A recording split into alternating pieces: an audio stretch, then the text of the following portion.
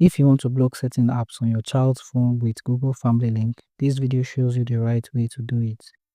Now what you need to do is open the Family Link application or open your browser and search for Family Link.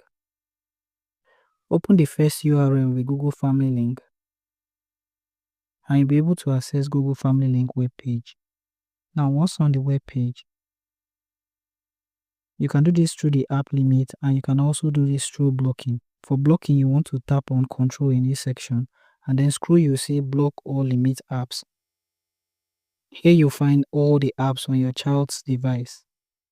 On the app you'd like to block on their device, tap on the app and you find several options here, which includes limiting application and blocking application.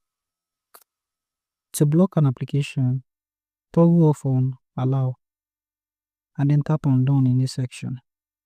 This will block the application on your device. Now give it a little bit of time and the application will be blocked. To unblock the application, you want to come back here, tap on the application and toggle on block. Tap on done and the application will be restored to their device.